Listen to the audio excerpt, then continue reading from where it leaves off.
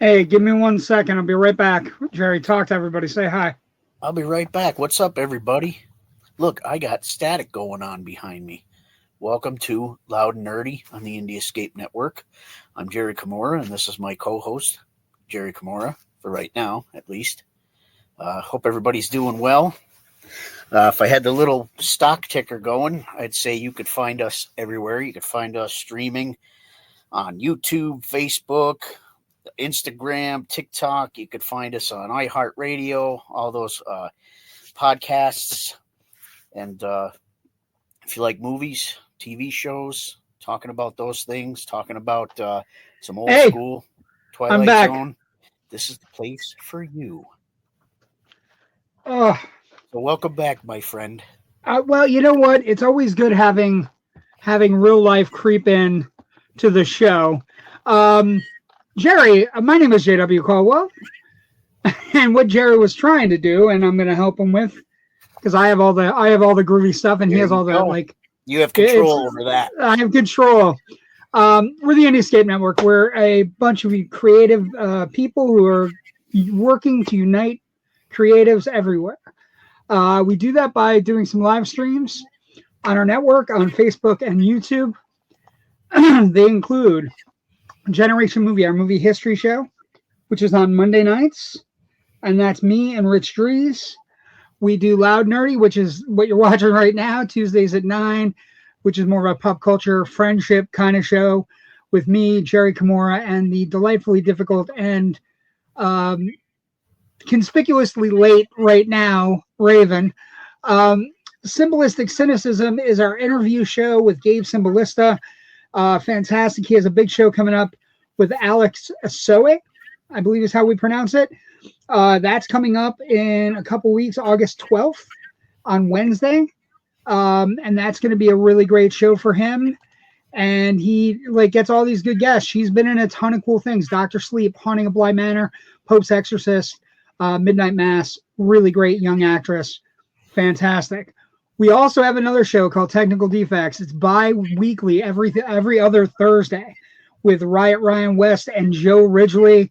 And they have a big guest coming up on August 20th, Thursday, August 20th, Kelly Jones, comic book artist. You've seen a lot of his work in Batman. He does some great renderings. He's going to be a big part of the new Nightfall movie that's coming out. So we're super excited about having him as well.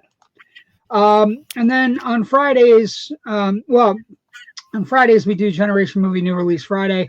That's me, JW the Movie Guy, looking at whatever new releases are coming out. And then also, on occasion, Rich Dries. And then we were talking about Generation Movie on Monday nights. Forgot to mention, in 2 weeks, we will be doing David Cronenberg's The Fly. Jeff Goldblum, Gina Davis, one of the great horror remakes in the history of cinema. So it should be fun. Okay, let's get some comments now that we got the housekeeping out of the way. Jerry, you did great. I'm sorry about that. Wife needed a pin. It is what it is. Good evening. Good evening, Joe Ridgely. Good evening, friends. Canuck Ken in the house. Good to have you early tonight, Ken. Timothy Sheriff. Hello, everyone. Hello, Timothy. Thank you for joining us. Did you just go by Tim or Timothy? Let us know. We try to keep everybody happy. But tonight's episode, we're gonna talk news. We're gonna talk the $4 billion movie. We're gonna talk. I have a real interesting thing planned with Jerry where we're gonna talk about how his kids might actually be a great kind of like socialism experiment, not socialism, but social study experiment of movie going, because I think it's really interesting, because I think your kids both love going to the movies. Yep. Right? So we're going to talk about that a little bit, and then we're going to get into it. We're only going to do the live action movies, but I'm going to give you my ranking for the 9 Spider-Man movies that are live action. I'm not going to include Into the Spider-Verse and Across the Spider-Verse, mainly because they have very little. They can do anything, right? Live action, they're a little bit hampered by what you can do with real life people in film. Yep. The animated movies kind of can do anything, so I'm going to kind of leave them alone. But the story of the week and the weekend and right now the summer is we have $2 billion movies dueling at the box office, although it wasn't much of a duel this weekend. Spider-Man Brand New Day. It ate everything. It ate everything. And it grossed another $47 million today, or Monday, I should say, which is the highest grossing Monday in the history of box office statistics, by a lot, like by a decent chunk, like something like $20 million or so. But if you look at the charts from the weekend, I mean, it was an absolute. First off, it was the biggest box office weekend of all time, in the sense that all of the movies that play, like, so, and again. And there he goes.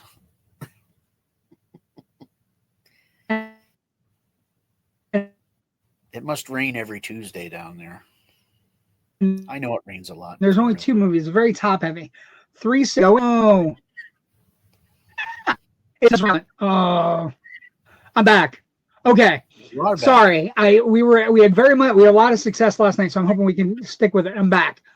Okay, so Spider-Man Brand New Day, it grossed $360, breaking the record of Avengers Endgame. It had a $47 million Monday. So it's already over $400 million domestic, which is astounding. And it's already over $645 million internationally. So it's at as of this writing, it's at $1.05 billion in 4 days. That's crazy. Speaking of things that are $1 billion, worth $1 billion, the delightfully difficult Raven. Hi. Uh-oh. Hi. It's 9 o'clock somewhere. It It's is. 9 o'clock somewhere. What do you drink? What are we drinking tonight? I'll give you a pick. Green can or blue teal can? Green. Okay. Sour monkey. Oh, a 9.5er, huh? Yeah, sour triple.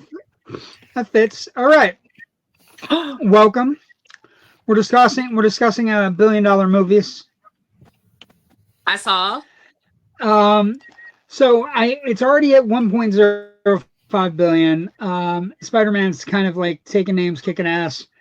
And then the Odyssey had $51 million. So the top 2 movies grossed something over $400 million. And then the rest of the movies grossed about 30 million combined.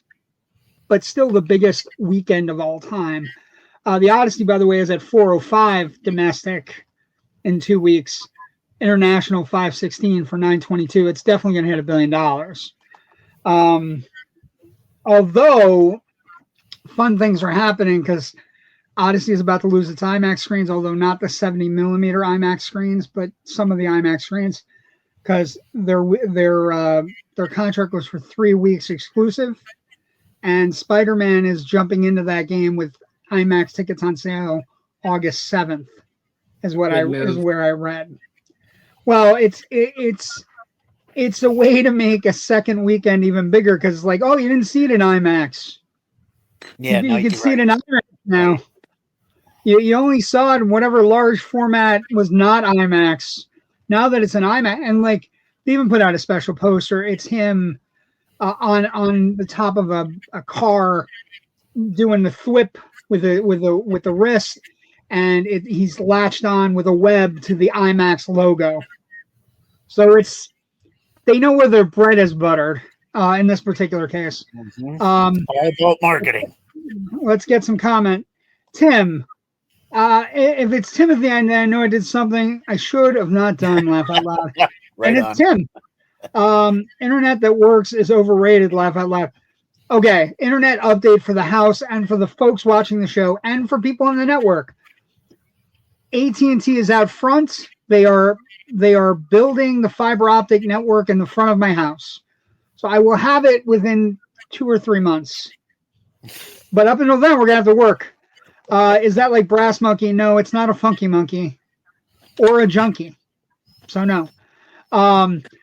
Thank you, Joe Ridgely. But what do you guys think? You guys, did you guys go out and experience Spider-Man on the opening weekend? Did you go out and partake in the match? Because did you see it with a big crowd? Because I think the crowd response is what makes the movie. I am going to go see it in the theater this week. Well, actually, next week I have a guest. We're going to go see it. Don't let anybody ruin it for you. No, I did see it.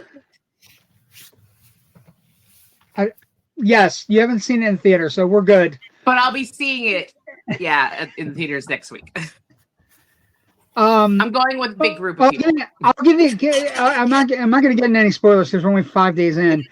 But I will tell you that one of the greatest things in that movie is a scene in that movie that you saw at your house badly, and I'm going to tell you, there's no way you can replicate it in a theater, Jerry. Right? The scene that happens between Peter and MJ, and everybody, like the audience is just bubbling, and then gut punch and then magic. It's absolutely one of the best scenes in a theater in years. I mean, I think we can give away who she was playing. No, we cannot. Oh yeah, that was the worst. I'm not going to give away anything. I'll talk about other stuff. I'm not going to give away something, but my son had an interesting point, and it's about Marvel movies in general. Because he's, of course, when he was younger, he liked the stuff. Then he got away from movies for a while. Now they're starting to go to the movies, him and his buddies and stuff this summer. But he made an interesting point that Marvel does this thing where they have these characters that they introduce. Of course, I'm not going to say who's in what movie or whatever. But in a lot of cases, he doesn't know who they are, and he doesn't understand the backstory. So he said, sometimes it's difficult to follow because I don't know who this person is. So because he has no idea. He has no idea. Right. He has no idea who Cindy Sink is. They weren't a major character in his Spider-Man, the typicals, right? Right. So it was just interesting that he brought it up because I could understand that. I guess if you don't know, you wouldn't know why, right? There has been the growing consensus about Marvel, the MCU. We're almost 30 movies in. It's been a good chunk of time and change. There is some concept of that it is homework. And yes, exactly. That's what he's saying. The idea that you don't necessarily know who's going in, and if you are well versed in comics, and everybody around you, if you're not well versed in comics, like your son, and everybody else around you is reacting to this name on a screen. Right. It's on a computer screen where it happens, and you don't know who the fuck that is. You might feel like you're a little bit left out of the. That's what happened. That's kind of what. My question is, did he go and research who she is? Does he know now who she is? He does now, but was it her? At the time, I had to tell him. I had to tell him. Oh my God! What a surprise! Joe Ridgely has entered the studio. Once he figured it out, that he got it. Hi, voice from above. What's up? That's what I was trying to do. We're good now. You're just coming in to put a logo up? Yes, sir. Bye-bye. You don't want to sing? This one? Is that new? The one he put up by you. I didn't even notice. Yeah, it's fucking creepy as fuck. Again, he does creepy stuff on his show, but then he comes to our show every once in a while, and that was the most grand poobah of things. Like, I'm here to just do this. Stamp of approval. loudly. But I think that's a fair point by your son. That there is like, if you're in on it, it's great. But if you're not, if you don't necessarily know who that is, it's also not great. I think there was a couple characters that could have been cut that didn't need to be in the movie. There was some bloat. Okay. There was definitely some bloat. I think there's always going to be bloat because we're only getting, like, this is the first Spider-Man movie in 5 years. So, very true. You know what I mean? Like, I think for every bit of bloat, you get people complaining with something like Supergirl, where you only have a certain, like, it's an hour and 43 minutes, not a lot of time, or you have a little bit of question about, the people not deserving of a full, like, movie. You know what I mean? Like, I think you have to thread the needle, and MCU is going long, is how they're going.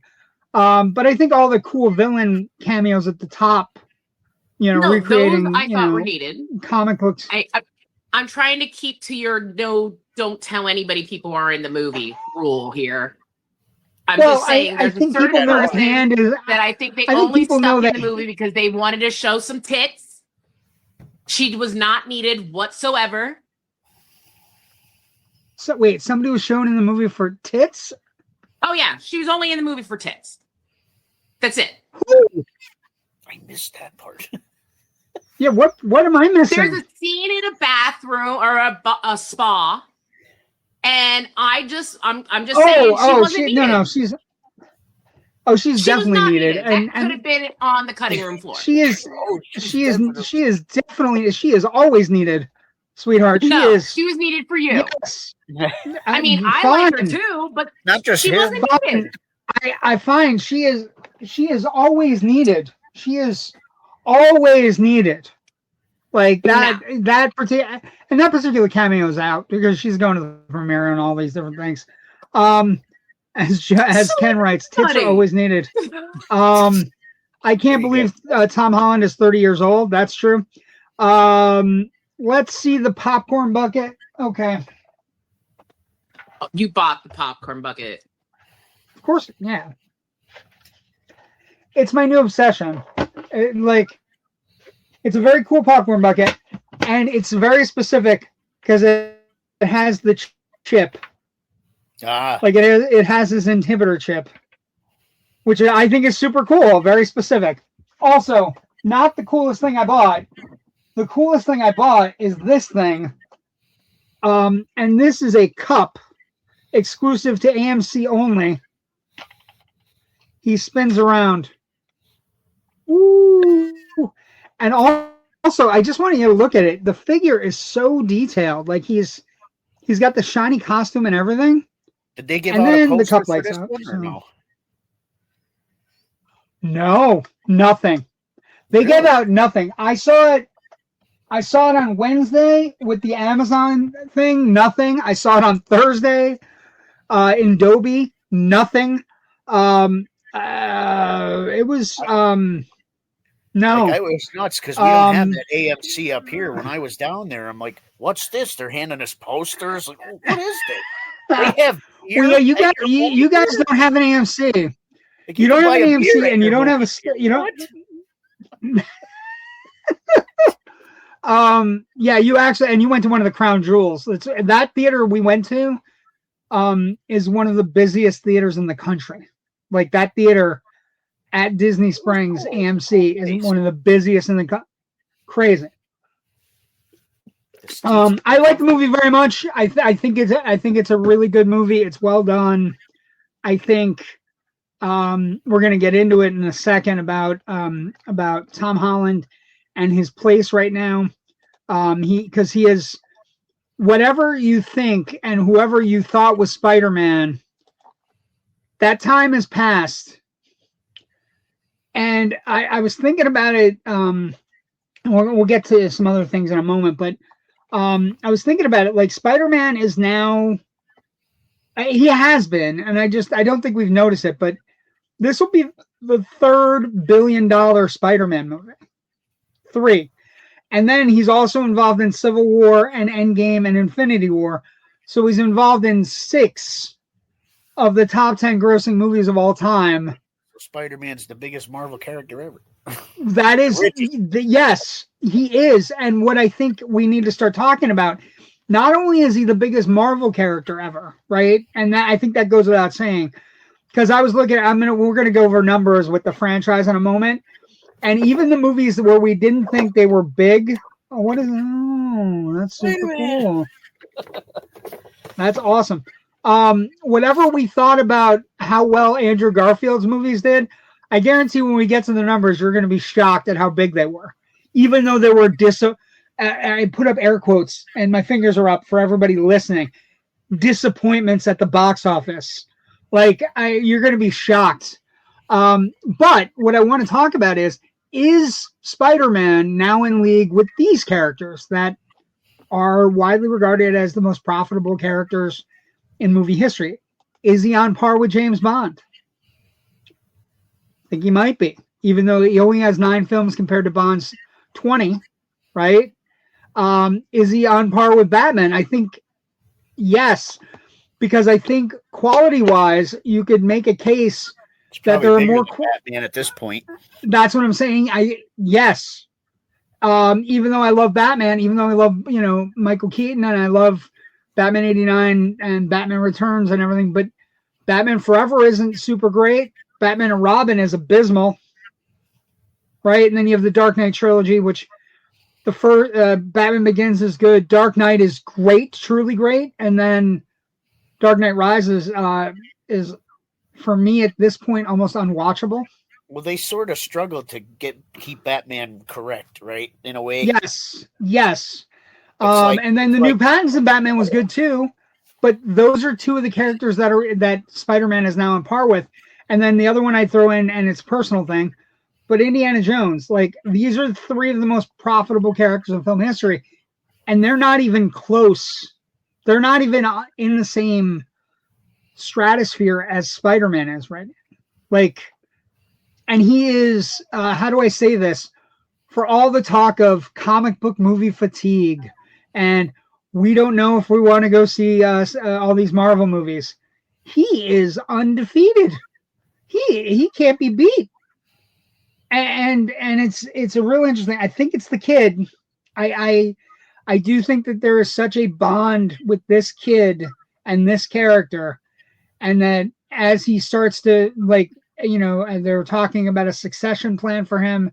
They were talking about what his contract looks like with how many movies he has left on his contract. Nobody really knows.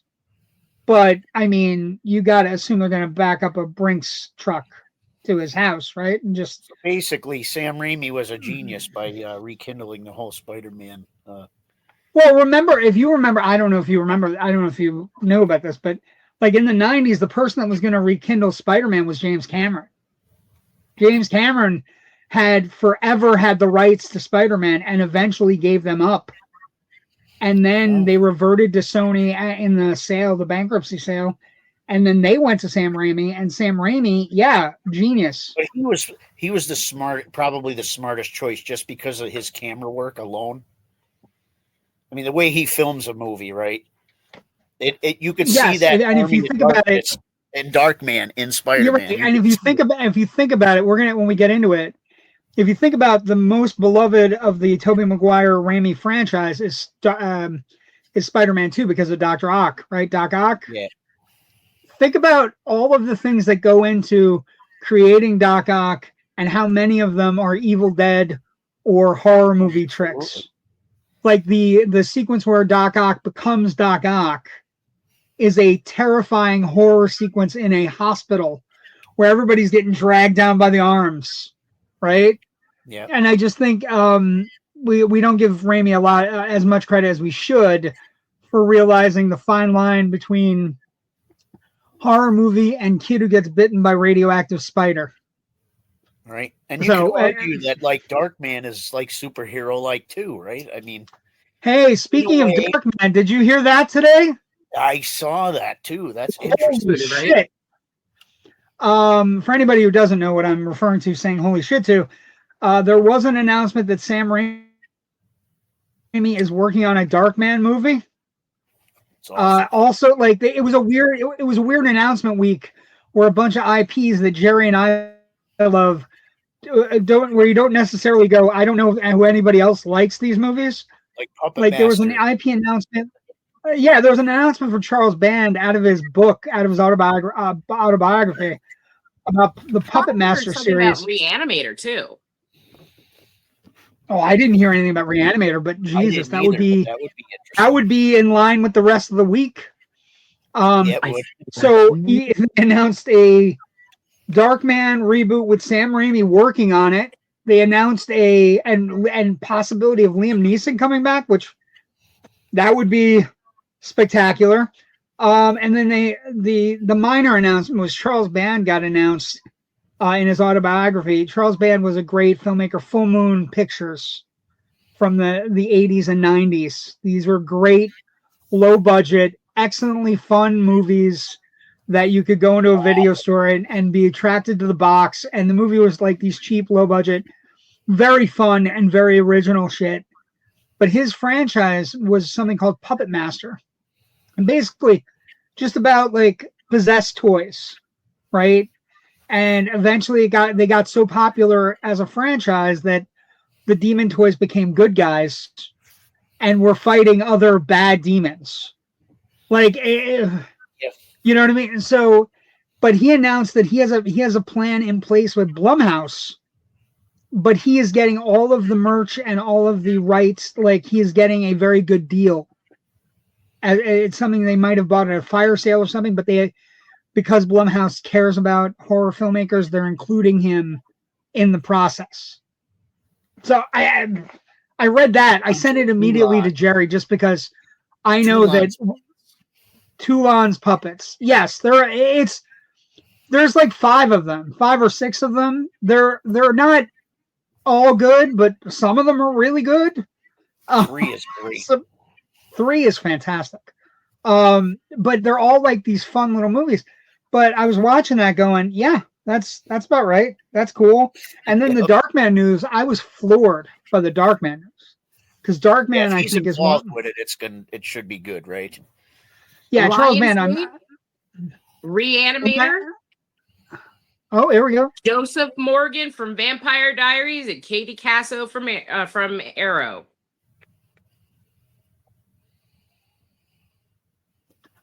So wait, the guy from Vampire Diaries is playing Dr. Herbert West. They already started taping. They've already got pictures already out. A contemporary reimagining of H.P. Lovecraft's Herbert West Reanimator. I don't know. The question there is, that's the dude. Deadline is reporting. Came out that's about the end of last month. I don't know anything about this guy. So I know the girl from Arrow, but I don't know anything about this guy. He's been in Halo as well as Vampire Diaries. He also did the originals afterwards. That particular remake is going to have trouble because how do I say this, Jerry? And back me up if I'm correct. Replacing Jeffrey Combs is the real problem of a Reanimator movie. And also if you're going to make it funny, but also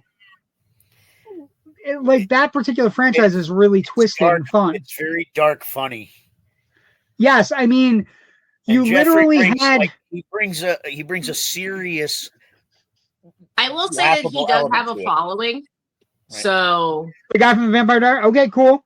My only the 2 questions I have: whether or not you can replace. Oh, we lost Jerry. Whether or not you can replace. Are having storms up this way.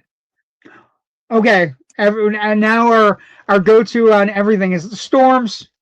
It's not us. Replacing, but the 2 problems I have: replacing Jeffrey Combs could be a problem. Also, how dark and how funny are you going to make it? The original film, Raven, I don't know if you know anything about it, but the original film literally has somebody's head in between somebody's legs, and it's just a head doing awful things. Or not awful things, but just not consensual things. Can do it. He did some very funny scenes in the things that he's done. I'm more worried about, is it going to be well written? Is it going to be, Yeah, that's weird. I'm not worried about, like, I think the fun of the three reboot. First off, Sam Raimi is working on another Darkman movie. Yes, 1,000 times yes. That's like telling me that Peter Jackson's going to work on another Dead Alive movie. Yes, go back to your roots. Yeah. Have fun. Go back and do something. Right? Yeah, do something great. And take all the money you've earned with all these other franchises and put it into something you really love. Okay, now I've got a picture where it says director. Mike Grossman is directing. Original screenplay from Jade Sandberg. I have no idea who either of these people are. Jade Sandberg. Let's we have the internet right in front of us. Has Jade Sandberg written anything good? Jade Sandberg Wallace. Deadliest Catch, Storm Chasers, and The Real Housewives of Atlanta. And now Reanimator. And now fucking Reanimator. Yeah, I don't know how I feel about that. That one. We'll see. And Michael Grossman is a director of I don't feel good about this anymore. What is Michael Grossman the director of? Drop Dead Diva, Cobra Kai, and Pretty Little Liars. Cobra Kai is appropriate. Cobra Kai, because you need the 80s sensibility to make a Reanimator. They're turning it into a YA show. That's pretty much what I just got off of all that read. Oh, well, no, he can't be young adult. That is exactly what they're turning this into. Like a soap opera? Well, I hope the young adults like bodies, lots of bodies. Anyway, Chad, you can bring him life. Listen, he'll have the Ryan Murphy audience for him. There we go. Maybe that one makes me worried. Give him life. Sam Raimi doing Darkman's great. Charles Band getting money from Blumhouse, which has a ton of money, and bringing Toulon's puppets back to life. That one could have wide appeal, and as long as you pay homage to the originals and maybe release the originals on like streaming and Blu-ray, don't break your shit, Jerry. Blade is the best. That is so cool. I used to see that at the Hot Topic, and I used to want to like run with it out the store all the time. He's amazing. I love him. He's right beside the door. That face? There's the quiz. Is it Klaus Kinski? Nope. Richard Lynch. Oh, that makes sense. Because he was in 3. This puppet is actually from 3, even though it was in the first one too. Because 3 is a throwback, right? Okay, let's get some comments as we delve into 80s talk.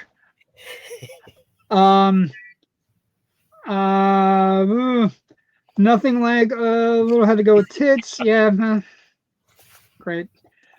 Digging the static, Jerry. It's freaking me out.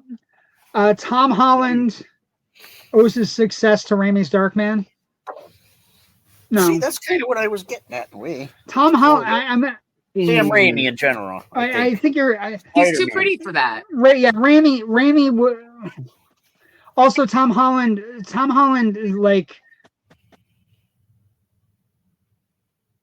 I think we're in the very much in the middle of the Holland songs. Songs that are at the box office right now that are number 1 and 2 are both movies that star Tom Holland. So he is in 4 of the 6 top grossing movies of all time. We have to start noticing him. They are currently the top making money couple as well. Oh yeah, they're on fire. Don't know where he went. Darkman was made for a TV movie, probably going to be blah. I don't know. Raimi tends to make good shit. Like even if it is a television, Like, even if it was like a Darkman TV show, I wouldn't have a problem with that because things have gotten a lot better on TV.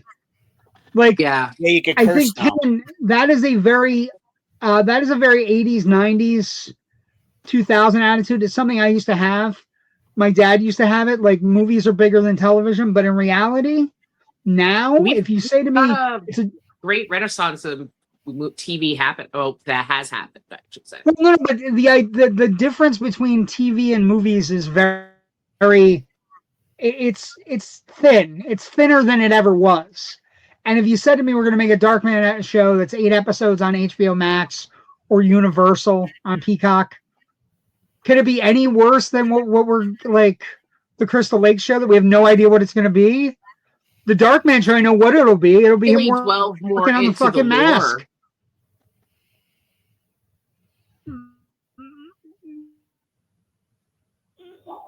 Yeah, it'll be all about the science. It'll be amazing. Dark.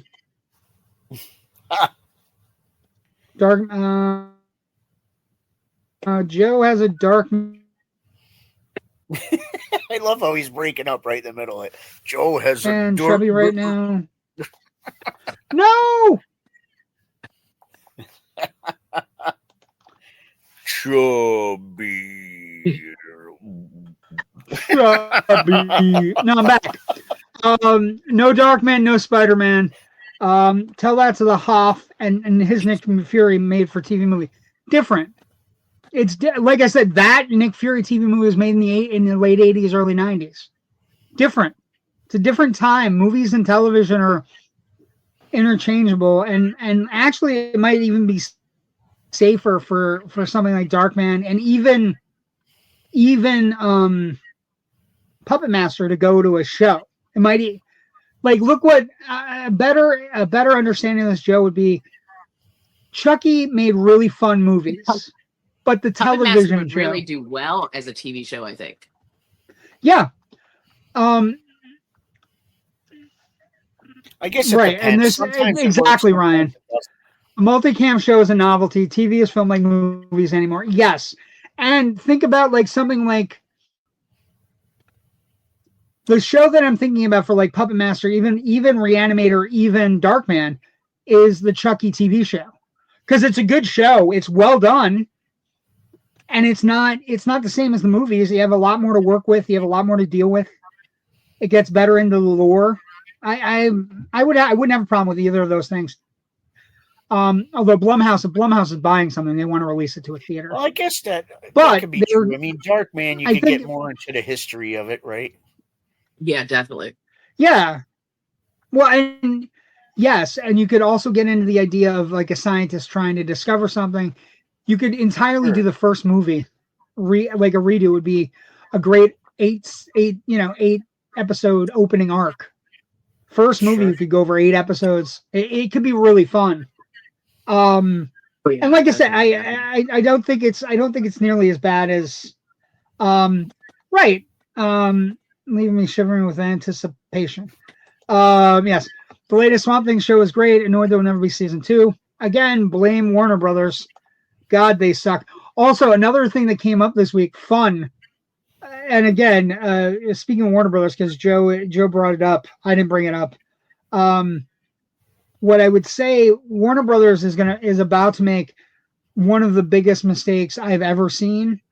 So, it came out that when they made the contracts for the Barbie movie, they did not include sequels in the Barbie movie.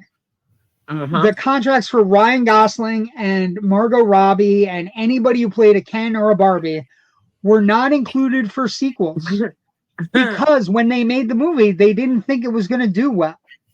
They just wanted to keep the deal with Mattel going. And Mattel has Mattel's working on a bunch of things right now. They're working on a Hot Wheels movie, all kinds of shit from Mattel. But the news came out this week that all of the actors and the director Greta Gerwig are all in contract negotiations with Warner Brothers for Barbie 2. And, this is a movie that grossed $1.5 billion. Oh, Greta's been open on her Instagram and her socials that she's already has it written and everything. They have they have a working screenplay. They just need everybody to sign the contracts, and it will be the next thing she works on. They both have things they're working on. Gosling and Robbie are both. Robbie's working on the Ocean's 11 prequel. Gosling's working on Starfighter. Greta Gerwig is working on Narnia, the Narnia movie she has coming out. Narnia has been pushed. Netflix I know, but that means she's still working on it. So they have time. But I found out today, Zaslav doesn't want to pay them more money, any of them more money, and they all earn minimum on the first movie. And when I say minimum, like Margot Robbie, I think it was like $3 million for Margot Robbie, $3 million for Gosling, $3 million for Gerwig. And I don't know if you know anything, but Gosling is he has a $500 million hit. Margot, and they also have Barbie. So they paid John Cena how much money, and he was only in it for like 5 seconds. That's what I'm saying. The idea that you don't want to pay the 3 people that are responsible for the movie doing well is insane. The idea he was that a mermaid. You get it? Yeah. You saw him. But yeah, it's an amazing story. And here's where it gets really fun, Raven. I don't know if you know this, but if they don't have a plan in place to make another movie by December, no, it doesn't go to a different studio, but all the rights revert back to Mattel to go out to anybody else. Not just any studio. Like, it could go anywhere. Right? Mattel's going, come on. Oh, yeah. Mattel's waiting for it. Fumble the ball, baby. You stupid bastard. Fucking Zaslav. That man is a fucking terror. He is just the absolute worst. Well, he's crapping his pants right now because of the whole, they're having problems with the Paramount deal, so. They should have seen that coming. They were going to have a problem with the deal no matter what, because you're talking Warner Brothers, and again, we've talked on the show about this. Warner Brothers is one of the big 4 studios in the history of Hollywood. To combine them with Paramount and do all this stuff in a rush, it just doesn't feel right.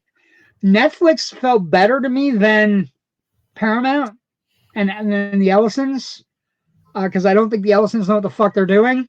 So I don't know. Let's see. Ken is going to be beyond enough.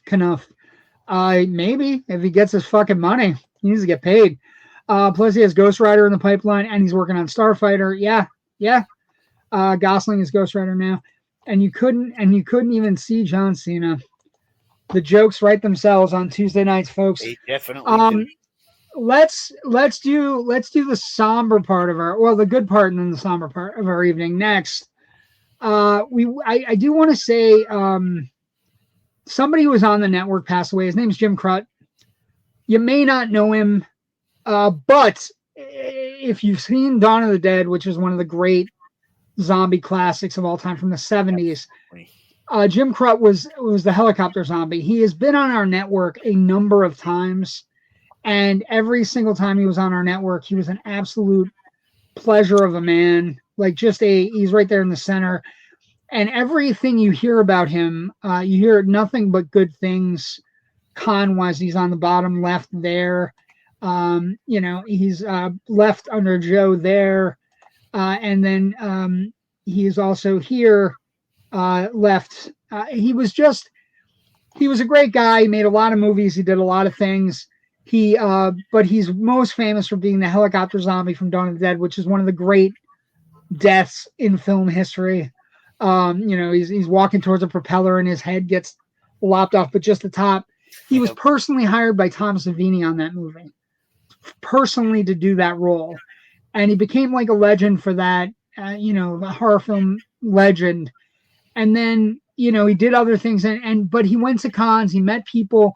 He's a big part of the Living Dead community. And he was an all around great guy. And so he's been on our network several times. We want to say rest in peace. We want to say condolences to the family, friends, people who knew him, people who were on our shows with him. May he rest in peace. And we wish him the best. And just, it was kind of the interesting thing for me was I'd never met him. I know he's been on our network. And but watching it ripple through Facebook after his wife posted it, and all the people that kind of responded, being like, "Oh, I met him at a con. He was so kind." You know, he was constantly putting up things like one of my favorite things on his page, his Facebook page, was somebody did a shot-for-shot recreation of for Legos of Dawn of the Dead, and his favorite thing, he put up his little head getting cut off, and you know, people, you don't have to do that shit when people are fans of your work. You don't have to engage, and you don't have to recognize when people are talented or recognize when people are nice or kind. And he just was a kind guy who did that. And he talked people up. And so rest in peace to Jim Crott. Condolences to his family, friends, everybody, celebrating him and also missing him. I know it came as a shock. It rippled through. I know I was watching it play out on Facebook as it just rippled out that, his wife made the announcement, and then, people were shocked, and then people were like, no, it can't be true. And then, so that is the kind of footprint you want to leave in your life. When people find out you've passed, that everybody's talking about, he was so nice, anyway, it's a loss for the genre. It's a loss for cons, because he was always really kind and nice at cons. And so just think about watching Dawn of the Dead this week. Other business, great movie. Happy birthday to Church, Thomas Churchill. A happy birthday to you, sir. I got a great face in that picture. You look like you're sniffing glue. Still am. But happy birthday, Church. He's a good friend of the network, and we like him very much. Very smart man. He's working on 3 Killer Pigs, which we hope to have him on. Having him on soon for the pigs. Soon. Yeah, soon. And also, just a good friend of the network, and we like him very much, and he's made some really great movies. The Amityville series he's been working on, and all kinds of things. So happy birthday, Church. Carry on doing what you're doing. Fun. Let's do the big segment, and then we'll do some other segments. And let's do the big segment I had planned. So this is going to be a comprehensive look at the 9 movies. I guess I'm screwed when I'm done. No, Joe, I think people would be upset. You had a heart condition, you had a heart thing happen, you had the eye thing happen. Everybody's worried about you on the network. It'd be like the George Carlin thing. Good George now, Carlin. right? There was concern. You're okay. You're okay now. Everything's fine. Everybody loves you. The eye thing's good now. Yeah, people always talk shit about you when you're alive, but when you're dead, they have the nicest things to say. How about Jim? Jim, he's an asshole. How about Tom? Tom, he's an asshole. Well, Carl's dead. Well, Carl, he was an asshole, but a well-meaning asshole. He was a good guy. They say the nicest thing about you. Let's do a comprehensive. Joe has a pet that will be pissed if he doesn't get fed. True. I'd miss Joe. I wouldn't give him a hug, but I'd miss Joe. Anyway, that's a long-standing joke. Let's talk about the franchise rankings. Okay. I'm going to go from bottom to top. I think that's the best way to go. Bottom and top. I'm picking as my last. I think Spider-Man 3 is pretty bad. Like, I can agree with that. And when I say bad, I don't mean the dance, right? Yes. I love the dance. The dance is fucking awful. Zendaya just did the dance. The dance is bad. The dance is so funny. No, it's not. It is. No. So it is not. So Spider-Man 3 came out in 2000. Spider-Man 3 came out in 2007. It grossed it had a production budget of $258 million. It opening weekend was 151. It grossed 338 domestic, 896 worldwide. And if you look at the adjusted inflation amount, it's 586 instead of 338. So a massive movie, 896, didn't hit $1 billion. I think it's the worst of the Tobey Maguire Spider-Mans. I think it's the worst Spider-Man. Your favorite. No, it's not. It's the worst of the worst. I can agree with that. Yeah, but it's Venom. Venom is awful. 213. No, it is bad. Okay, I'm joking. I'm sorry. Actually, I'm joking with you. I made a mistake. It's not the worst. The worst is Spider-Man 2. Amazing Spider-Man 2. Wait. I'm sorry. Made a mistake. Wait. You're saying it's not the worst one now? No, I'm saying it's not the worst one. Made a mistake. Okay. I was looking one over. Amazing Spider-Man 2, not Andrew Garfield's fault, but the villains are terrible. It's Electro. It's Electro and Green Goblin again. And it's just a bad script. It's not good. But, and here's where it gets fun. If I told you that movie, Amazing Spider-Man 2 grossed, first off, it had $200 million production budget. Opening weekend was $91 million. Domestic box office was $203, but it grossed worldwide $709 million. Jeez. So $709 million disappointment. Like, it's an astounding thing. I think I'm stuck on which one I would think is the worst. I think 2 is the worst. Amazing Spider-Man 2 is the worst. Spider-Man 3 is bad. Make a superhero movie and you're likely to do pretty well regardless. Yes, I think my issue is I do like Lizard in that movie. I like Electro, just that that outfit was horrible. If it was Electro from it's bad. It's Amazing Spider-Man 2 is bad. By the way, Lizard is not in Amazing Spider-Man 2.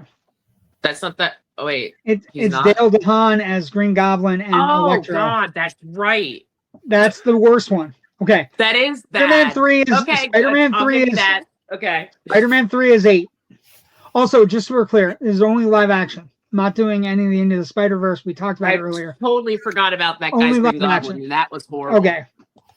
So bad movie Spider-Man 2. Bad movie Spider-Man 3, the Raimi 3. That's Venom, that's Sandman. That's not good, is what it is. It's just I forgot about that, guys. I put the Amazing Spider-Man next. So 7th place, Amazing Spider-Man. Okay. I put it here strictly for the chemistry between Emma Stone and Andrew Garfield is fun, and actually Garfield is really good as Spider-Man. I like Andrew Garfield's Spider-Man. Yeah, he's a really good Spider-Man. This movie, Amazing Spider-Man, $220 million. Well written. They're not good. They're not good movies. He got betrayed. Amazing Spider-Man, 220 budget, 62 opening weekend, 262 domestic, 758 worldwide. Again, disappointing. $758 million. Also, if you adjust for income, if you look at it and adjust, the Amazing Spider-Man, instead of 262, it now becomes 394, which again is nice. But again, 758. So that's disappointing. That's 7. Okay, so 7, 8, 9 is Amazing Spider-Man, Spider-Man 3 with Venom and Sandman and just bleh. And then Amazing Spider-Man 2 with Electro, bad. Okay, after that, we jump to 6. 6, I'm gonna go Far From Home. Now, I like Mysterio. I like the plot with Nick Fury. I like Night Monkey. I like all of that shit. I think Far From Home is fun, and it it's a boost. That movie, just so we're clear, in 6th spot, Far From Home had a $160 million budget, 92 opening weekend, 391 domestic box office, $1.1 billion. And that's where you're going to start to see some interesting things. Because again, the Holland Spider-Man's, what was that? You know what ruins that movie for me? The post-credit scene. Okay. Is that the one with the patients? No, it's with the Skrulls. They dropped the ball so badly with the Skrulls. I don't ever want to be reminded of them ever again. Fine. So that's 5. That's 6. 5, I'm going to give Homecoming, right? That's Spider-Man's first adventure in the MCU. It's him and it's Tony Stark.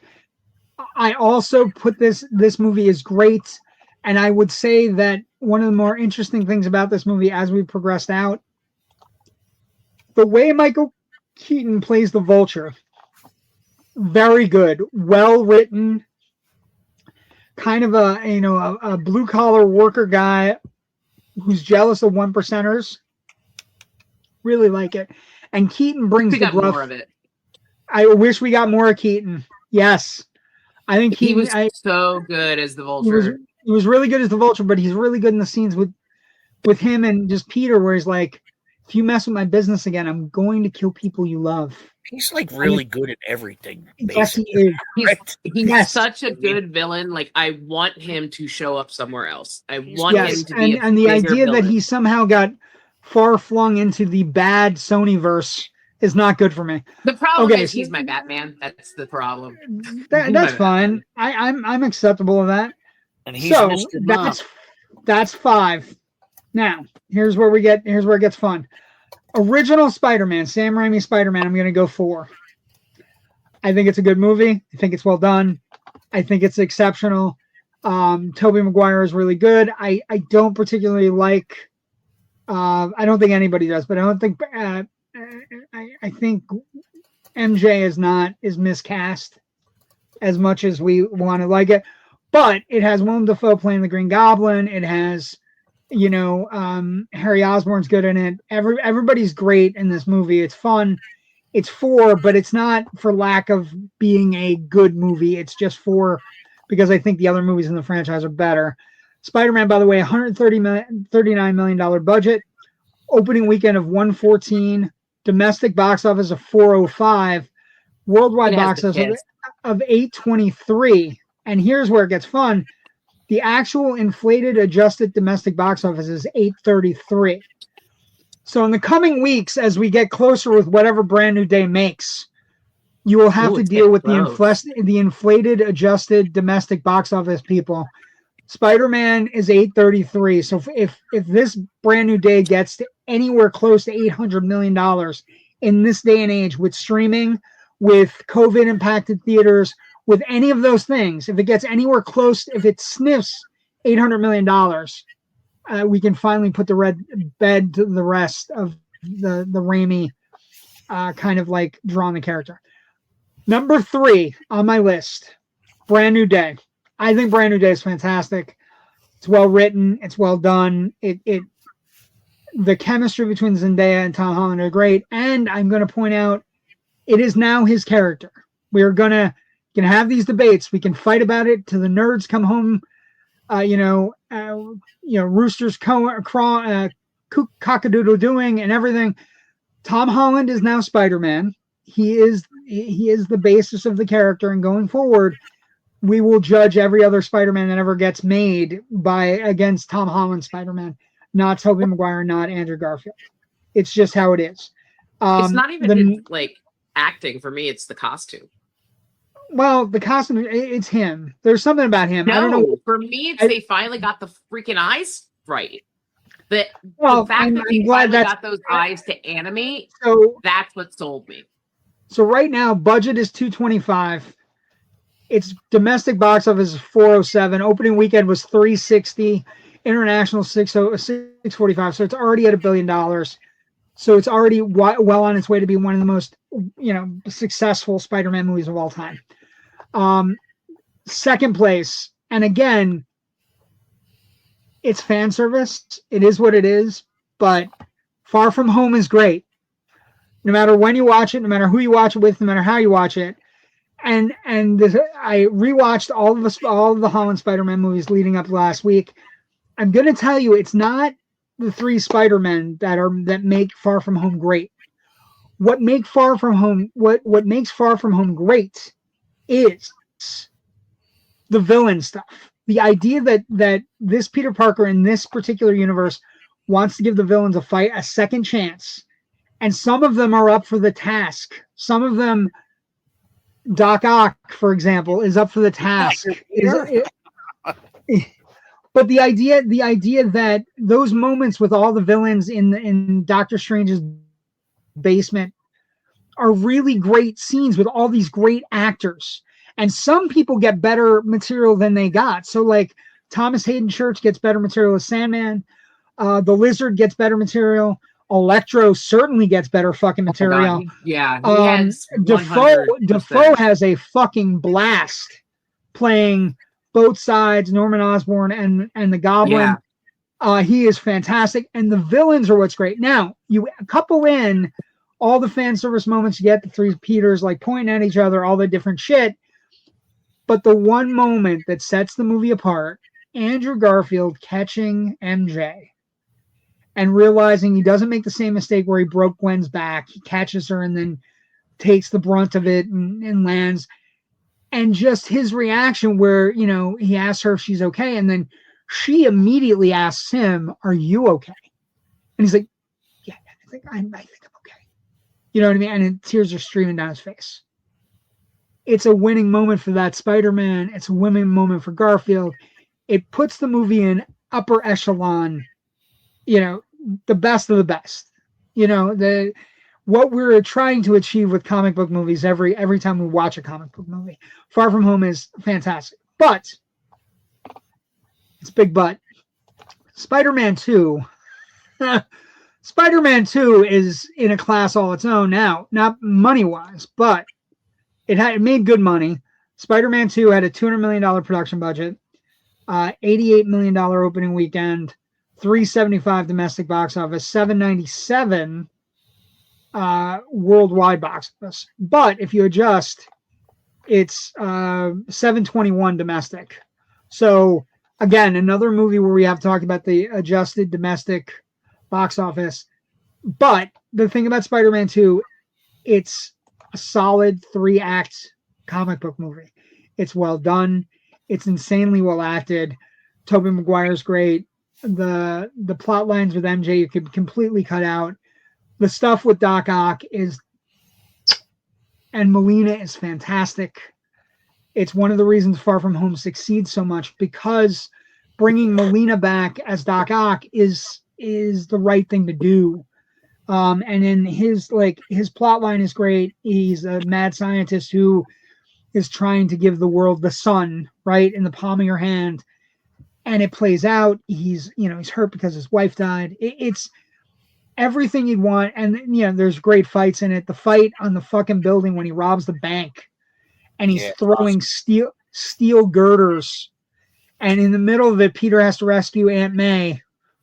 It's the kind of shit you can't expect. But Spider-Man 2, Far From Home, and Brand New Day are all in this. They're rarefied air, the best of the best. You know what I mean? And I just, I would put the original Spider-Man in the top 4. You can't go wrong if you're coming out of a fucking coma and you're like, well, I need to see a comic book movie. Spider-Man 2, Spider-Man Far From Home, Spider-Man Brand New Day, Spider-Man. Saying if that's what you're saying coming out of coma, I'm questioning a lot of you. Just questioning. I didn't say if I'm coming out of a coma. I said if you're coming out of a coma and you want a good comic book movie. I'm not saying that would be what I was questioning. I'm giving you. I'm just saying if that's what you were getting out of a coma and That's not what I said. Listen to what I said. If you're coming out of a coma and you want a comic book movie, you could show all 4 of them. That's all I'm saying. And that's my list. I'm going to go Spider-Man 2, Far From Home, Brand New Day, original Spider-Man top 4. What do you guys think of the list? I can dig it. I think there's a couple. Jerry, what were your numbers? You said you had numbers in mind. What were your numbers? Me? Yeah, you said numbers earlier. I didn't really have numbers, but I think 2 is probably the best. I could agree with that. It's just a really solid structure. It's well placed. He meets Spider-Man early. They're he's helping him do papers and stuff. And then the wheels just come spinning off after his wife dies. And it's just a really good, solid. And then you add Raimi's, again, the sequence in Spider-Man 2 that I think is the best is the sequence where Doc Ock gets created. The hospital sequence is phenomenal. You can't, and only Raimi could have come up with it.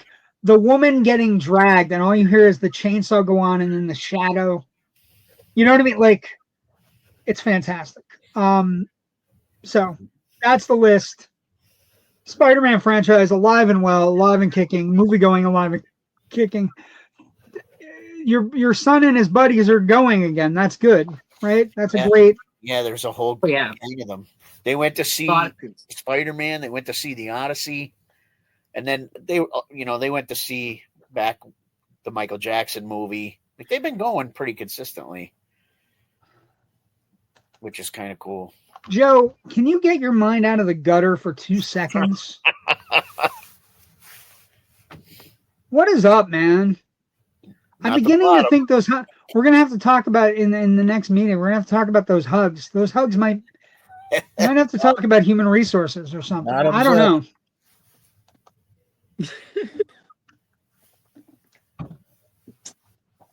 Okay. We don't know where this is headed, but I'm excited about this. New segment, week 2. Here we go, Jerry. Raven asks, our new weekly segment where she presents delightfully difficult questions to both me and Jerry, and we don't know what's coming. I'm very excited about that. I mean, we don't know what question she's going to ask. Wait a second. I have to change that for Joe. We don't know what question she's going to ask as opposed to the word. Maybe. So you guys are both married, happily married. True. Do either of your wives read smut? No. No? I mean, I think they did with like the 50 Shades thing. So yeah, that's what we're going to be talking about today. So 50 Shades of Grey came out a couple years ago. It was very popular. It was a book series that came out. We've got a new movie coming out that is taking over marketing right now. It's called Wicker. I had like a couple friends get a hold of me and asked me about it. I put this is the trailer you put up that I didn't watch. Yes, this is the trailer I put in the chat for you guys to hit and watch. I did not watch it. So you did not watch it. So so I'm really surprised about I really am going in fucking blind. Yes, you are. Okay, but this is coming out in October. Yes, this movie's coming out in October. I don't know why it's coming out in October, but it is. So it also premiered in Sundance this year. It doesn't have a lot to actually go on. So 91% on Rotten Tomatoes, though. 91% on Rotten Tomatoes. Oh no, it's going to do very well. Very well. What does Wicker have to do with smut? Okay, I'm gonna bring you around this. So Wicker premiered at this year's Sundance Film Festival. It was described as the most eyebrow-raising film. It is about a fisherwoman who asks a basket weaver to make her a husband. It is going to be starring Olivia Colman. You may know her from The Crown. Alexander Skarsgård, he's in True Blood, was from True Blood. Peter Dinklage from Game of Thrones. And Richard Grant from Loki. It's based on a short story called The Wicker Husband by Ursula Wills Jones. And Olivia Colman said it is in the top 3 of the favorite scripts she has ever read. Gives new meaning to Morning Wood, Anna. Huh? New meaning to Morning Wood. Oh no! So did you watch the trailer?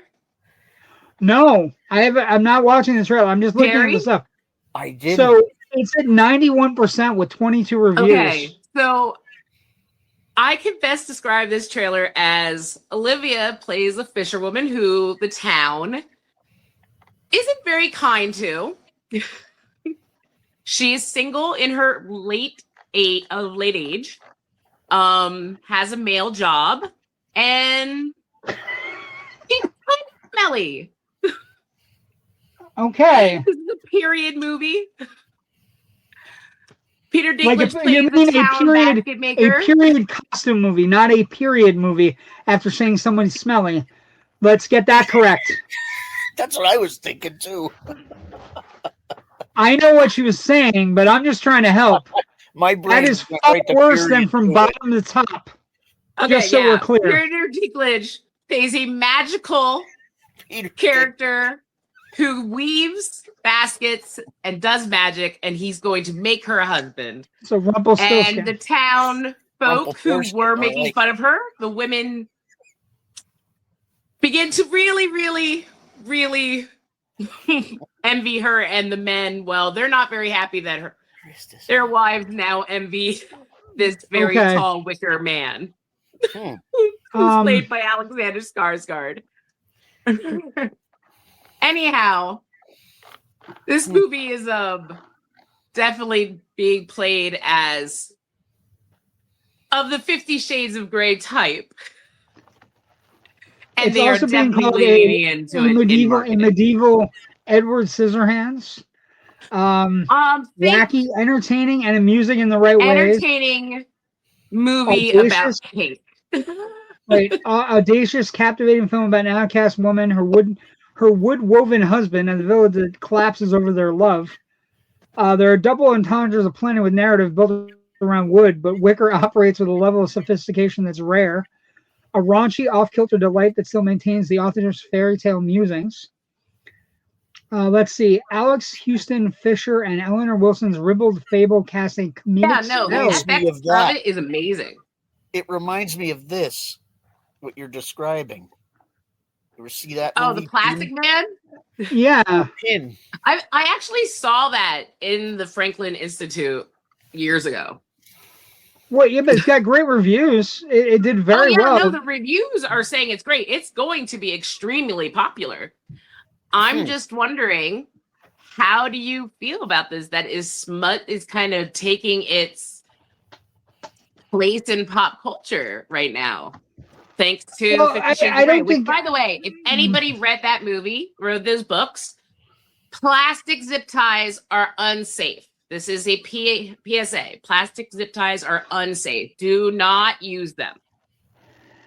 I don't think, just so we're clear, I don't think smut goes out of fashion.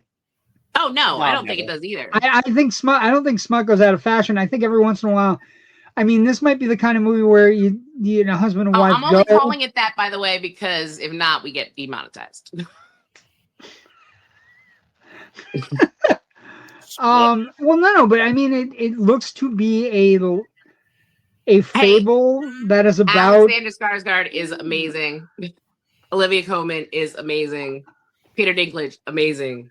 Olivia Colman, by the way, Olivia Colman, when she's an Oscar-winning actress most of the time anyway, but she's especially amazing when she gets rid of like any of the confines of like being a sophisticated British woman. So that's interesting. I think there's been a lot of sex forward movies this summer too, like The Invite. We have the one I Want Your Sex, which is out now, Philip Seymour Hoffman and Olivia Wilde. Right. So I don't think it's unheard of. I just saw The Invite. Amazing representation of a polyamorous couple. Amazing. Yeah. So yeah, I think it's there. It's always bubbling at the surface. Every once in a while, it takes a zeitgeist to get everybody.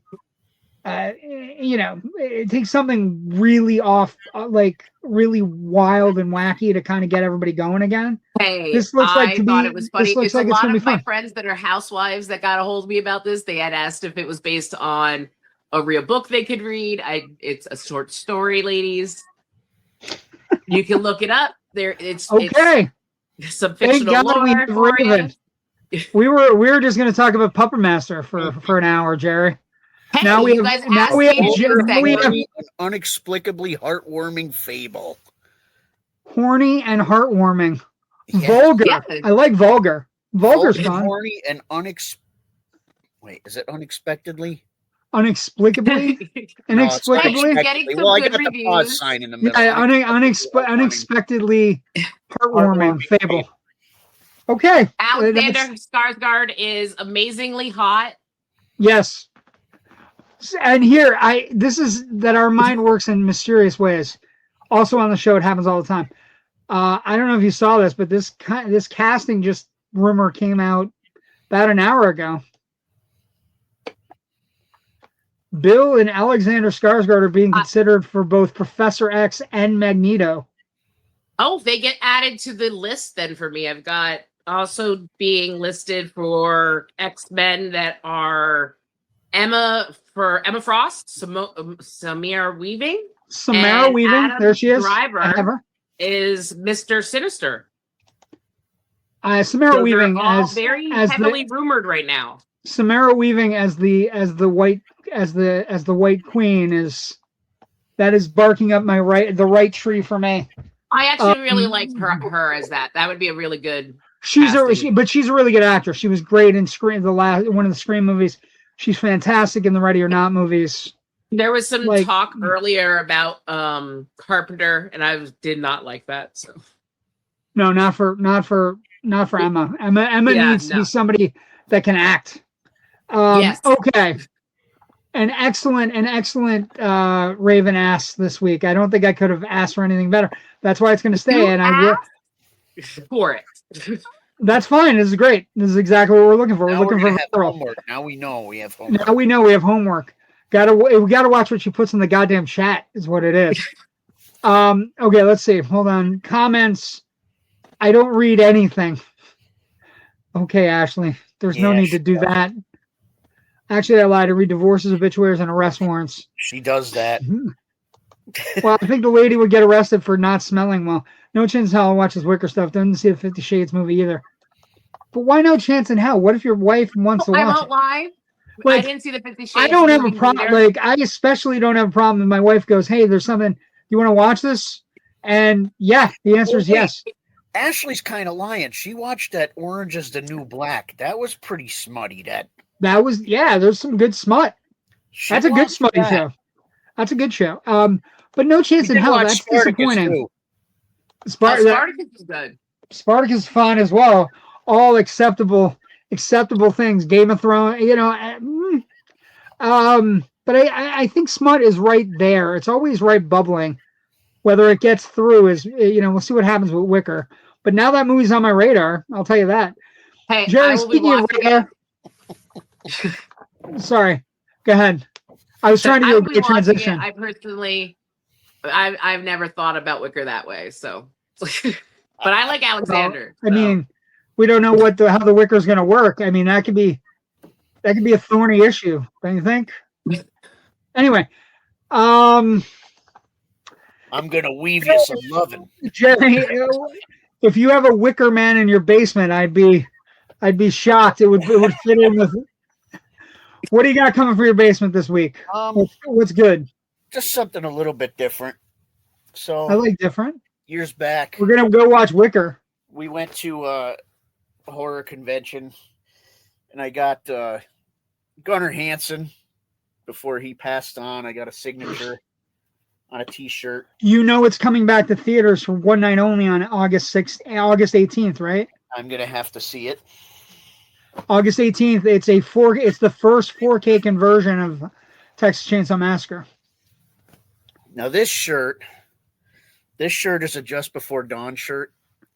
I made this shirt because they didn't make a Just Before Dawn shirt. So I bought a kit and I made it. And before the late, great George Kennedy passed, I had him sign this shirt at a convention. Fucking George Kennedy. That's amazing. George Kennedy and Gunnar Hansen. Nice. So the last one is kind of a little bit different, but years ago, our drummer, Dave, found this at a yard sale. It's a 1977 Saturday Night Fever shirt. That is a quality shirt, by the way. And it's a kid's shirt, and it was still in the plastic. But I had to make my kid wear it at least once.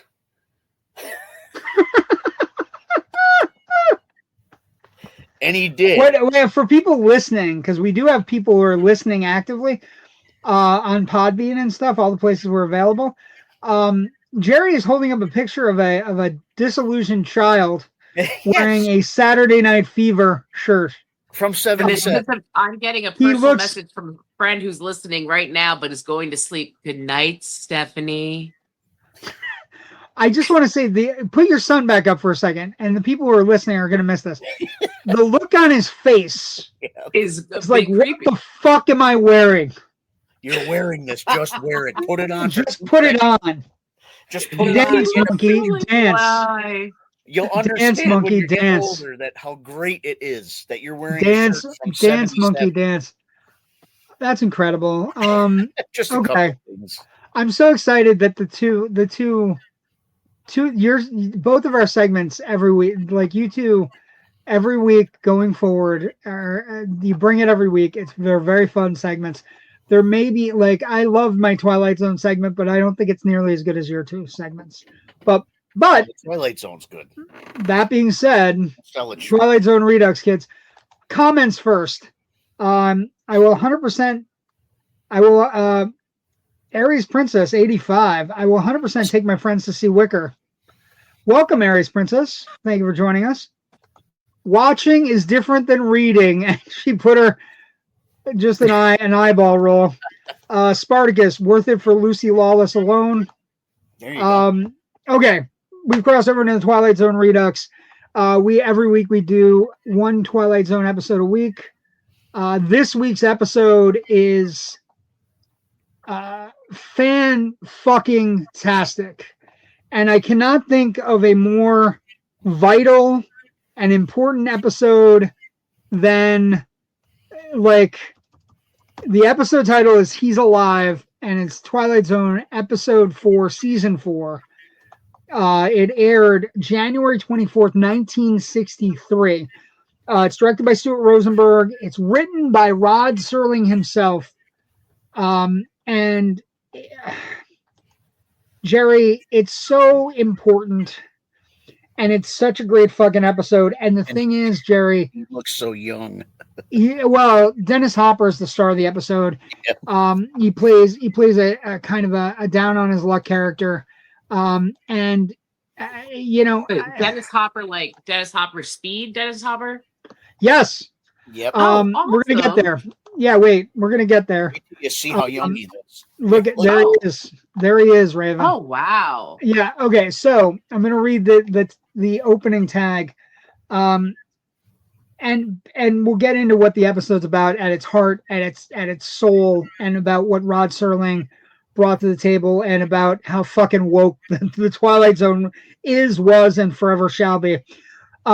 Portrait of a Bush League Führer named Peter Vollmer, a sparse little man who feeds off his self-delusions and finds himself perpetually hungry for want of greatness in his diet. And like some goose-stepping predecessors, he searches for something to explain his hunger and to rationalize why a world passes him by without saluting.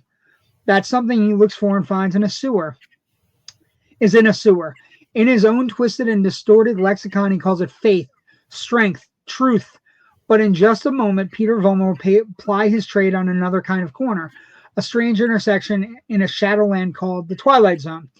So Peter Vollmer is a bitter, small man. He's an abused child. He is a person that is, but he has become a person who strongly believes in the convictions and teachings and belief structure of Adolf Hitler. And it's very much but he's a small man, but he has ties in his life. Like the person who lives next door to him is this great old man. And it's just, his name is Ernst Gahn, played by Ludwig Donath. And Ernst has been his neighbor forever. And so, when Vollmer goes out and he talks on the streets and he gets his ass whipped by non-racist people, he shows up at Ernst's apartment, and Ernst says to him, I've taken care of you since you were a kid when you got abused by your father and by your mother, and you would come here every time you had a bad day, and now you're still coming to me, but I don't believe in a single word you say. Yep. And so Ernst is this, it's an amazing performance. It's a really he's like, I love you and I care about you as a person, but what you're spewing is absolute garbage. Yep. And he's getting belittled every time he makes speeches. He's getting belittled for it. And JW froze. Until a shadowy figure visits him. And the shadowy figure starts to coach him. But you can't see this person's face. You can only see darkness and a shadow. And this person starts coaching him in how to make speeches, how to gain crowds, and he starts to gain a following. And as he gains a following, the neighbor who has been with him and talking to him for all these years he feels like he has to do something about it. So he goes in and he sort of belittles him in front of his whole congregation, I guess, or his whole clan, if you will. And it comes to a head, and you find out that the shadowy figure is Hitler. No. Okay. And that's kind of what it ends up being. And it ends up collapsing just like it did the first time for Hitler. And he ends up the wee little man that he always was at the end. That's kind of how it ended up being. Yeah. So it's a really good episode. It's fantastic. Okay. But the guy I love that we kind of cover. I know, like, there's a lot of people who like do not understand why we cover like the Twilight Zone. It's an old show. Why do we do it? It's like actually why I enjoy doing it. It's why I don't always like. I've seen a few episodes, but I don't watch it with you guys all the time. Is I like watching it when I feel like, okay, there's a reason I'm watching it. The Twilight Zone is such a important show to the zeitgeist, to pop culture. Absolutely. Like, it informs so much of so many different genres that we consider nerd culture these days. Like, okay, this definitely informs sci-fi and this definitely informs history, but we've had shows that it's informed fantasy, and we've had shows that it informs comics. And the other day I was reading people that didn't seem to like the Odyssey because it had a taste of a certain episode of the Twilight Zone and how it was shot, and just because of certain things. And I was just like, it's funny how this one program can kind of always be referenced. Absolutely. And JW and I've been watching this since since day one of starting it. And it's exactly what you're saying. Like, every episode, I've seen a lot of these, but every episode has some kind of reference that, to something new, right? Yeah, I mean, you see something in the Twilight Zone or something today, you could see it came from there. There's an argument that that all stories have been told, and we're just retelling stories. It's like variations, right? Variations of human conditions and things of the sort, right? Yep, and some of the best stories can definitely be told and retold, and some of them are definitely from the Twilight Zone. But this is certainly one of them, for sure. Definitely. It's a good episode, and season 4 is a little bit tricky because season 4 is longer. Like, all the episodes are like 50 minutes without commercials. They're pretty long, and they probably could narrow it down a little bit.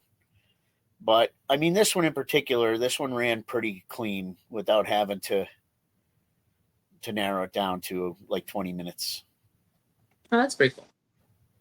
This is definitely one I'll have to go back and like watch and be like, it's interesting. Oh, did we get a W back? We got a Joe. Oh, maybe not. Well, I'm here, but you're here. Hi. I'm unscheduled to be here. Yeah, he's trying to go. Well, you guys don't really live near each other, so.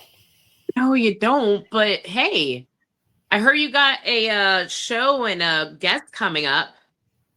I'm kind of jealous because it's a comic book writer. So.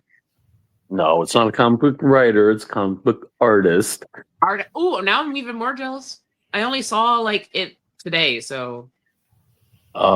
Kelly, yeah. I mean, Batman. He Now I'm even drew more the jealous. freaking cover of Breaking the Bat.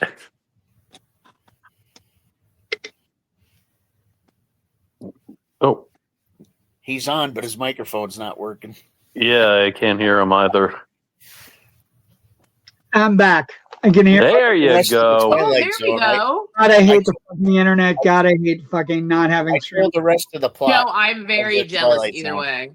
I'm gonna say, okay, really quick. The coolest thing is that at the end of the episode, after everything happens, the coolest thing about the episode is that he starts off as a shadow guy, and my favorite thing is at the end of the episode, he's as Vollmer gets murdered by the police. The shadow just leaves to go somewhere else, and at that point, you get the amazing voiceover of the narration. Where will he go next?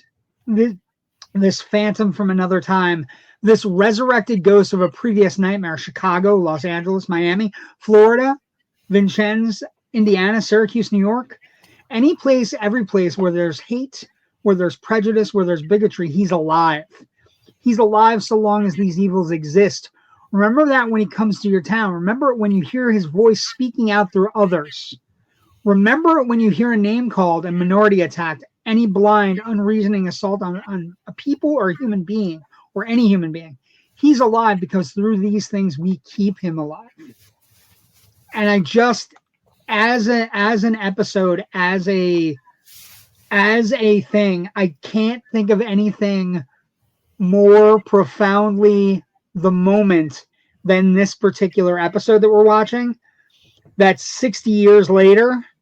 That where you're listening every day and you things that are kept alive, words that are being used in our public discourse. The word appears in this show too. At one point, Peter Vollmer calls the people coming in from other countries vermin who will infest your house. And I just, it's a really great episode. Hopper is fantastic. You know what I thought was interesting? The symbol, like the torch. Yeah. Well. The two torches and like the lightning bolt. Yeah, the torch is really interesting. And then like from a news perspective, the torch comes up and again and again, right? But you think like when you watch the Twilight Zone from the 60s, an episode, and then you look at like say the news events that happened in Charlottesville, right? With the guys with the torches. It is literally that kind of torch. And the torches are there when they're speaking at the like they're sideways, the set design, they're lit up. The set design is incredible for this episode. Like, and you know, the old man goes and embarrasses him on stage. That is absolutely stunning. And then the ghost of Hitler says, "You have to go kill him." That Jewish man, they always speak out. They always complain. And Vollmer goes and kills the old man. And I think it's a very, I mean, Serling has such a way he writes people. Fun fact about this particular episode, he's alive. At one point, they were so pleased with the script for it. Rod Serling loved it so much that they cut a scene. The director and the editor cut a scene due to length constraints on the show.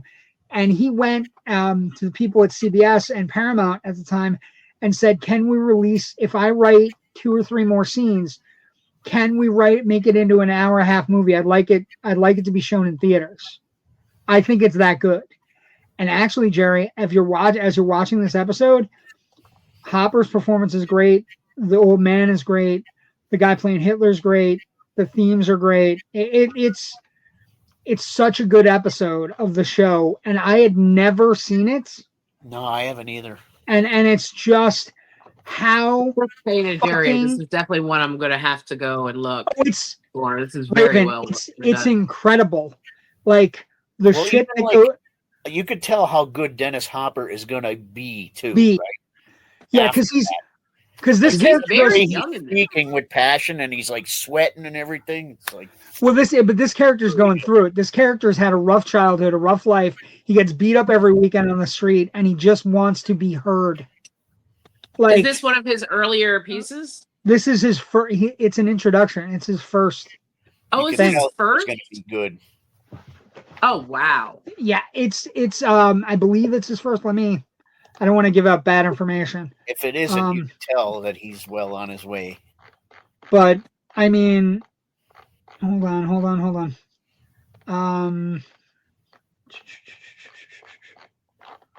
They don't. Why don't they have it? Where is his stuff? Career 54 through 66. He was uncredited in Johnny Guitar. He was in Rebel Without a Cause and Giant in 55 and 56. He was also in From Hell to Texas. So it's not his first thing, but it's one of his. I mean, it's a banger of a performance, and it's also like it's a really great. Like the episode is fantastic. The episode is perfectly suited to be watched in this time frame of our lives right now, in this moment, depending on how you feel about things. It will blow your mind with the shit that gets said during his speeches to people in the episode. It's like you could literally hear it. It's a great episode. It's a really great episode. Very first screen acting role was in the 1955 television medical drama series Medic. There you go. He played a shy young epileptic named Robert in one. But this character goes through it all. This character he's both an abused child person. He's also going through it where he's misunderstood and disrespected. He then gets respect and understand. Then he gets power. Then he gets, then he's like murdering his friends. Then he murders the old man. Like it's a 50 minutes of really good acting and 50 minutes of a character arc that you can't look away from. And then when it, like the shadow of Hitler, as Vollmer is murdered, the shadow goes to the wall and just leaves the room. And then you see him on another street in another part of America. And it's just, it's fucking brilliant. It's so good. And it's just, you could take anything that's being said in our public discourse at any moment, and you could compare it to the shit that Vollmer's saying in the episode. It's close. It's all the shit. There's one whole sequence where it's him just talking to people going, like, do you want to free America? Yes. Do you want your house invaded by the black man or the Jew? No. It's like Serling and Jerry and I, as we're watching these episodes, right? Serling, he has got the pulse of the human race in his pen. He is. I don't think we give him near enough credit for how far ahead of his time he was. We talked about the episode months back where it was the first episode where all black people were on television. Like all the characters in the episode were all black, right? And he's just one of the great gifts. And this episode, I can't believe I've never seen it. And now that I have seen it, I can't forget it. Because I think it's unheralded one of the top 10 episodes of the show. Like it's in that. The longer episodes don't really get a lot of play. I don't think the long episodes get a lot of replay, like the 20 minutes. And that's a great observation. I also, because they don't fit in, like with the Twilight Zone marathon on New Year's Day, they don't fit in. But I gotta tell you, like, I think some of the early ones are flabby, right? They're a little flabby. Like, the 35 Fathom one was a little flabby. That could have been this 20 one. minutes. Yeah, this one. No, again, the idea when I read about it today that he could have made it into a movie, I could see that. You know what I mean? Like, I could totally see this being made into a movie. Could these be possibly done where they could be edited into like part ones, part twos, and like broken up into 20-minute episodes? Not this one. I don't think you could do this one. This one would be tough because it's. I don't. Yeah, like I said, I hadn't seen this. It's all shifting in edits. Like it goes from Vollmer not being great, talking to the ghost of Hitler, and then becoming great. All happened through like. It's really interesting. It's like the two guys at the bar. It's the old man at the candy store. He's watching everything unfold at the place they're renting, and he's like, and the guy behind the counter is like, oh, 5 days, 3 months ago, nobody listened to him. Now everybody's coming to his sermons, and it's like it's an edit thing. I don't think it could be edited down.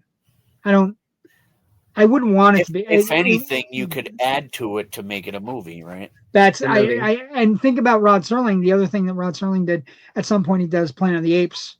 So it's like, yeah, his shit is tight, amazing. Yeah, he writes. I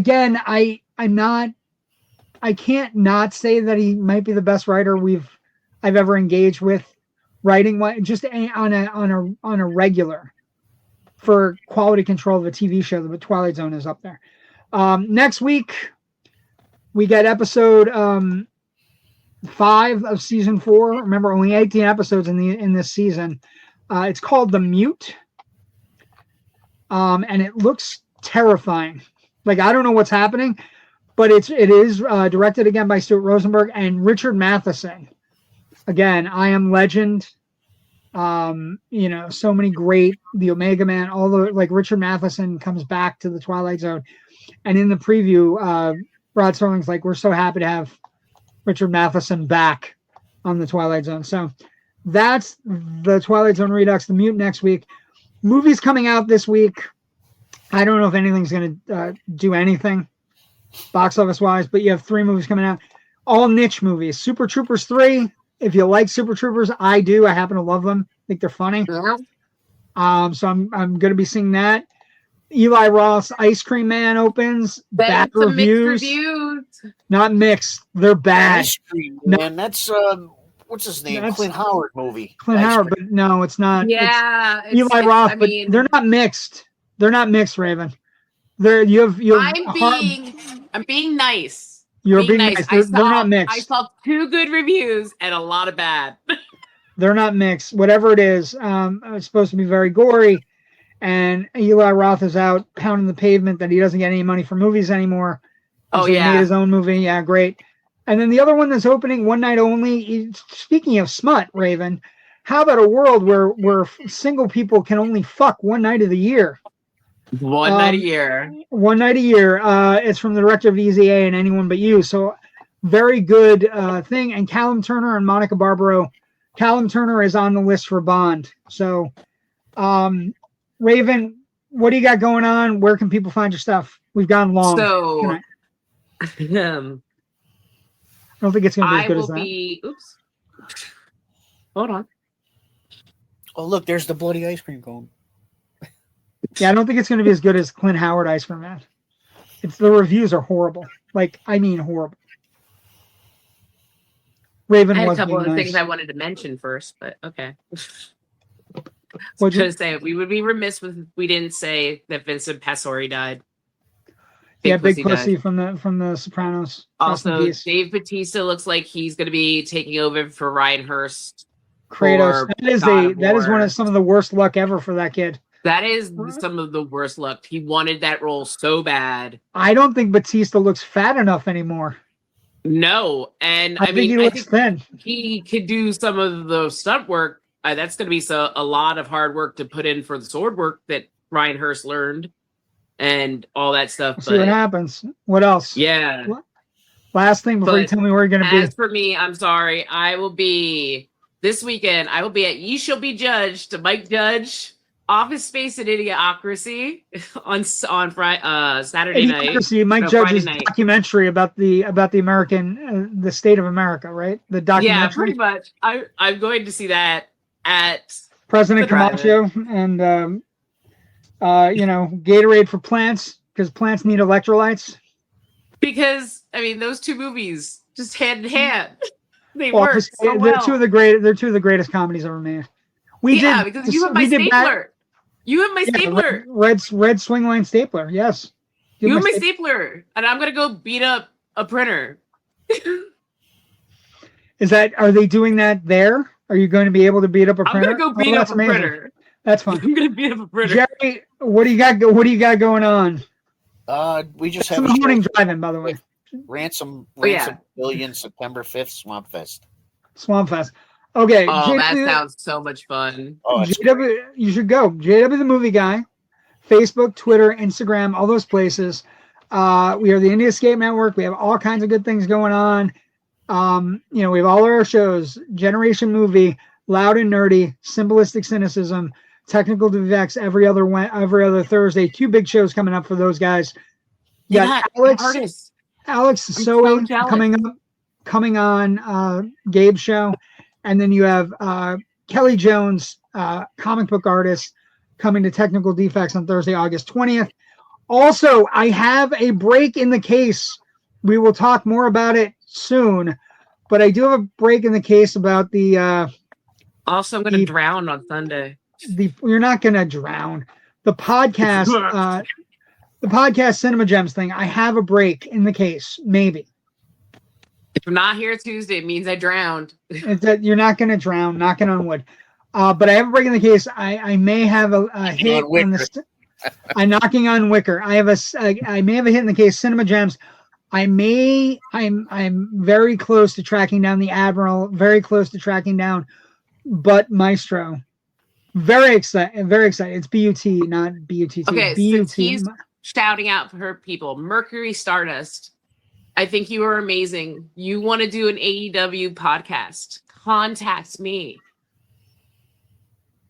Okay. What? Trying to get off the network? Are you doing like a Jesus Christ? Anyway, thanks for joining us tonight. I'll be there. MJF is in a movie coming out soon. new release Friday. I don't know what I'm going to be seeing, but Super Troopers will definitely be part of it. Thank you for joining us tonight. Everybody have a great week. Stay safe. Go see some movies. Go see Spider-Man. Well worth it. Bye. Bye.